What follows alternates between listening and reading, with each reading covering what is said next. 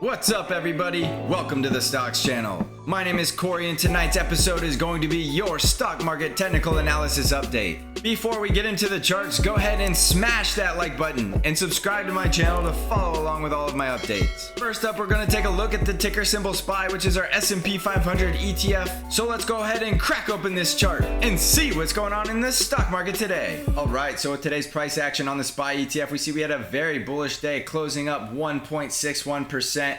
and almost touching our resistance trend line that we've been monitoring. So if you're new to the channel or you just forgot, this resistance trend line called the critical tops, coming all the way back up here to September 2020, February 2020, and if we keep going back, it also successfully called the top back in January of 2018.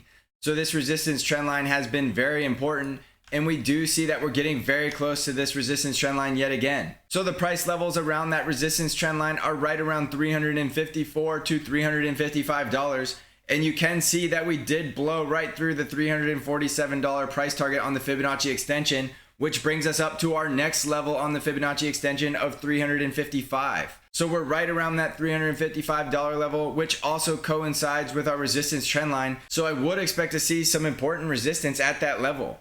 But remember, when you're watching these levels, you don't want to try to predict that there's going to be resistance at that level and automatically assume that it's going to happen. You want to wait for the confirmation bounce, which you'll see when the price action gets up in that level. We will get rejected at that level and we'll start heading back down. When we do start heading back down off one of these levels, I would expect to see at least a 2 or 3 day pullback worth of selling, and that could bring us back to another great buying opportunity. So if you have not already bought back into the market somewhere back in here where we identified the trend was going bullish, I would not FOMO into this strength. If you look at the price action, we've been going up almost parabolically at this point, and we're going up almost in a straight line. So it's not the best time to FOMO in if you're not already into this market, and I also wouldn't be trying to short this market. If you're not in the market, you're better off just being neutral, waiting on the sideline, waiting for that next buying opportunity.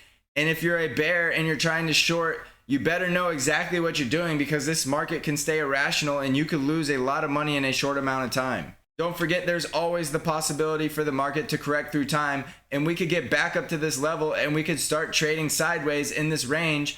And if you're started shorting way down here, you're still going to lose a lot of money, because there's no guarantee the market has to pull back into those levels. Now, while we're talking about pullbacks, don't forget we do have these gaps that are open. And the gap all the way down here at the bottom does go all the way down to $329. But if you remember when we were running up in July and we were also opening up gaps at those levels, those gaps stayed open from the end of July all the way to the beginning of September. So those gaps are great to keep an eye on, but there's no guarantee on what time frame that those gaps are going to get filled. So right now, when we have this gap at 329, it's not likely we're going to fill that gap until we see the bullish trend reverse into a bearish trend. And then that gap will be in our sights as a price target. But as long as we're in a bullish trend, these gaps are nothing more than reference points for possible support for next time we have a bearish trend. Now, we are opening gaps way up here near the price action, and those gaps are much more likely to get filled in the short term. So we have a gap right around $347, and we have the next gap down around $344. So it's more likely, if we get rejected at this resistance trend line right around the $355 level, we're likely going to come down here and close one of these gaps or both of these gaps before we resume that bullish trend. Now, if we break right down through these gaps like they're not even there, we still do have our support trend line that we could also find support at. And don't forget about all of the moving averages, which will be up in those price levels by the time we get there. So we have identified we're in a strong bullish trend, and we've been bullish ever since the trend reversed and we saw the price action closing bullishly above all of the moving averages. So this bullish action, while it is surprising on how bullish we are, it shouldn't be surprising that we're going higher. Now, in a bullish trend, we don't want to buy into the upward trend. We want to buy off support levels. So watch for these gap closures at 347, 344, as well as our support trend lines somewhere around the 340s or high 330s. So the market is going to be getting very interesting very soon because of how critical this resistance trend line has been, and we're getting right up into the price action where we're going to see if we're going to get rejected at those levels. Now, this market has been very technically sound, and it's been following a lot of technical trends very well. So it wouldn't surprise me to see the market start turning around once we get up into this resistance trend line range. And if we do break back above it, it could be a great shorting opportunity if we start to go parabolic and getting well above this level. because remember, that's what happened last time in September. We closed above the resistance trend line, but we ultimately saw a flush of the price action with a giant bearish candle following. So it's very possible we see a similar scenario, but when everybody's watching the same thing, it's not likely to happen. So I'm not sure how many people are watching this resistance area, but it is something I would keep a very close eye on the SPY ETF. So to recap here, we have very bullish price action with the price closing well above all of the moving averages. And we also have that very bullish trend because that 5 EMA is now basically going up in a straight line and has broke away from all of the other moving averages.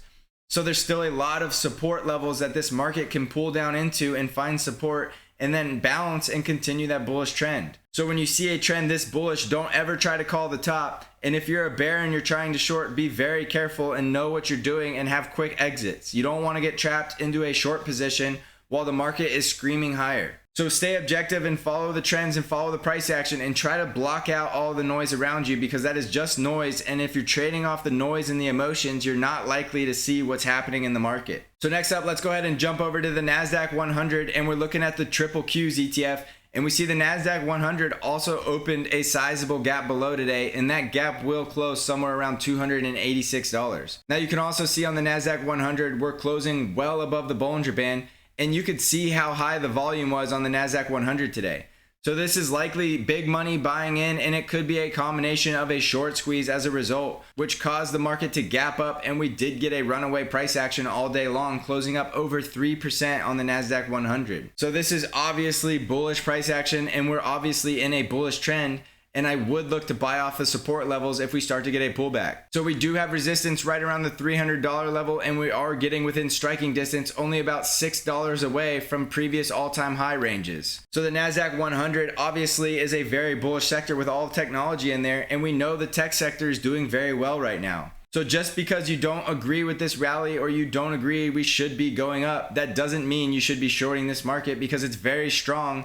And you don't want to short a strong upward trend. You're just asking to lose a lot of money if you're doing that. So we do have support levels down here as well at 281, and we do have our support trend line. Now look at the moving averages. We do have lots of support where we could get bounces off of these moving averages, and those moving averages are changing every single day. So it's hard to give you a price target for a bounce off of a moving average. And if you're going to buy off of a support level on a moving average, you really need to add these to your chart and you need to track them. Right now, I would say with this strong of a trend, it's possible we go down to the 5 EMA or the 13 before finding support. I'm not sure we're going to come all the way down to the 20 or the 50 just yet because of how strong this trend is. I think a 2 or 3 day pullback is going to get bought up like crazy. And I think we're about to start seeing some short squeezing and some euphoria in the market yet again. You don't have to look back very far to see what that looked like. If you go back to August to the beginning of September, the market was just screaming higher, and we were only seeing minor pullbacks before we saw the bulls buying up the dip and driving the market even higher. So I would expect this run up to eventually end in a big correction,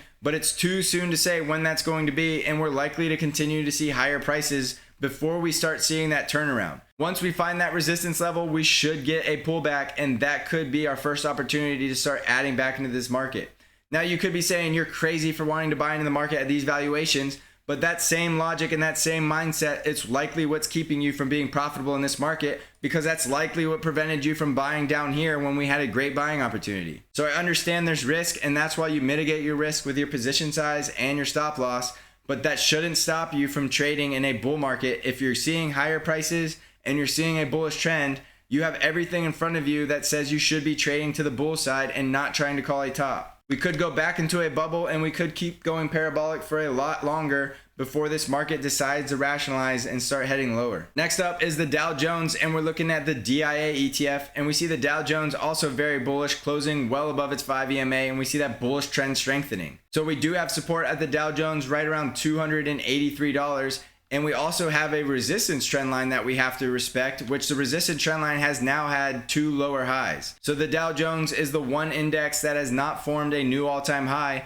and we don't have a new higher high on the daily chart from the previous highs that we've had in the market. So remember, on the Dow, we came up to 296, and then the last high we had was somewhere around 291, and now we're coming right back up into that resistance trend line. So we're going to watch the Dow Jones and see if we can break through that level, but if we get rejected, that will be the first sign that there's resistance and we're likely to start seeing another correction in the market. But like I said with the SP 500 and the Nasdaq 100, don't try to call it top, and just because we're coming into a resistance level doesn't mean we can't blast right through it like it wasn't even there and continue that bullish trend. So next up, let's go ahead and take a look at the VIX, which is our fear indicator.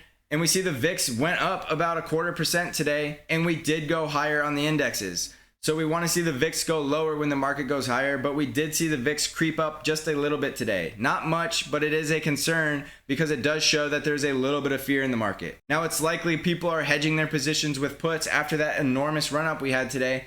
But if we see the VIX continue to climb higher, that will tell us that we're likely nearing resistance levels and we could see a pullback in the market very soon. So watch the VIX and look for the VIX level to either head lower, which is telling us we're going to continue to go higher. But if we do see the VIX start spiking and going up and closing back above the 20 simple moving average right around a VIX level of 27, that could tell us that we're going back into correction territory. So let's check in on the sectors driving the market, and first up is the financials, and we see financials going up over 1% today and maintaining that bullish trend. We're getting bullish price action and bullish trends on the financials, and we do have earnings on banks this week. So look for the financials to come out and try to break to a new daily higher high right around $25.77. But right now the price action and the trends are very bullish on the financials, and I would expect to see with a good earnings season a break to new higher highs and a continuation of this bullish trend. Remember, if the financials are bullish, we're likely to see the S&P 500 break out to new all-time highs. Next up's the industrials, and we see industrials also bullish, closing well above the 5 EMA and that bullish trend strengthening. So we have bullish trends and price action in the financials and the industrials, which is great news for the S&P 500 and likely to send it even higher. Next up is the healthcare sector, and we see the same exact thing, closing up higher and strengthening that bullish trend. So all of the sectors are bullish, which is telling us to expect higher and higher prices, and we can continue to grind higher with this amount of bullishness in the stock market. Next up is the US dollar, and we're looking at DXY, and we see the dollar continuing to weaken and really going nowhere today, still in that downward trend. So remember, the 5 EMA did break below the 13, and we now went from a bullish trend to a bearish trend. So as long as the dollar is weakening, we expect to see asset prices continue to go higher, and we still have that inverse relationship between the dollar and the stock market. So with the dollar going lower, we expect to see the stock market to continue to go higher. Next up is gold, and we see gold going down a little bit today, but still in that bullish trend with the price action closing above all the moving averages, and that 5 EMA has now broken above all of the other moving averages.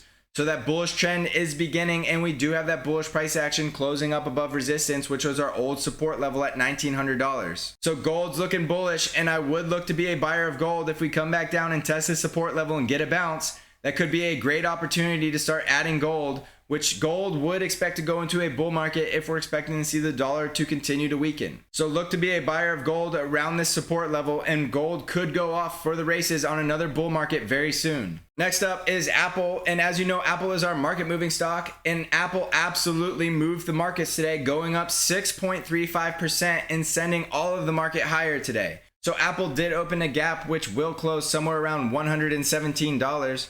But as you can tell from the price action on Apple, it is very bullish, and that trend is gaining momentum because we're starting to see that 5 EMA breaking above the 13 EMA. All the moving averages are positive sloping, and it looks like Apple is ready to start running again. So I did add some Fibonacci price targets on Apple, and we've already taken out the first one at $121. So our next level is somewhere right around $126 or rounded up to $127. Remember, you're looking for these levels to act as resistance, and they're not levels you want to try to short at. You want to look to see if Apple can go up to these levels, and if it's going to get rejected, that's how you know that level is going to be resistance, and those levels could send us into a small correction.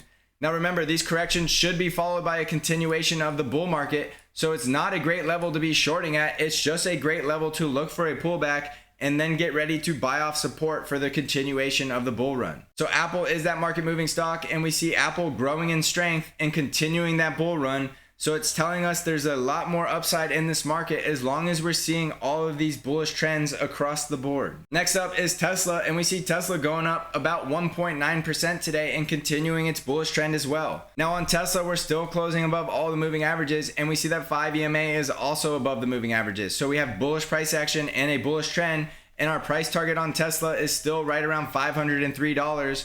and we're looking to see if Tesla's going to come out here and break out to a new all-time high.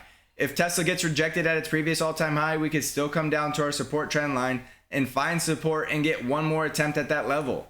If we break 503, our next price target is $530. So watch for Tesla to break to those price target levels, and we do have plenty of support below. As you can see, all of the moving averages are tightly bunched, and we also have our support trend line just below that. So Tesla's looking good and looking bullish, and it could go into a very bullish rally very soon with the price action and the trend telling us that it's likely to break out soon. Next up is Bitcoin, and we do see the Bitcoin bulls fully in control, taking out that resistance level at $11,000 and getting ready to head to $12,000. So the Bitcoin bulls have taken over, and we see a very bullish trend with the 5 EMA breaking above all the moving averages.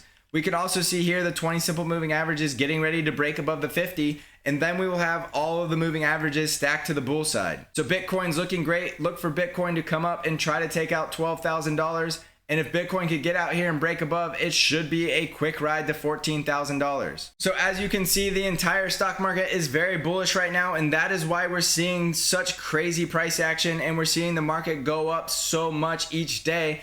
All across the sectors and all across the indices, we're seeing big money buying in, and we're seeing short squeezes happening at the same exact time. So you can see on SPY, we have increased volume on a green day, and that could be from short squeezes, and it could also be big money buying in, getting ready for the next bull run. So don't try to be against the trend. The trend is always going to be your friend, and right now the trend is bullish. So I don't recommend FOMOing in. I'm saying buy off support levels when we get those dips, and I am absolutely a buyer of the dip on the stock market right now. Until we see this bullish trend reverse, we want to buy off support levels, and we want to manage our risk by setting stop losses below known support levels. So if we're wrong and the market does take a turn for the worse, we won't have a lot of risk in the market, and we're buying off levels that we know are calculated entry and exit. So please remember to help me out by smashing that like button. I hope these updates are helping you out. And if you haven't already, go ahead and subscribe to my channel so you can keep up to date with all of my daily updates. Thanks for watching, everybody. And as always, I will see you in the next episode.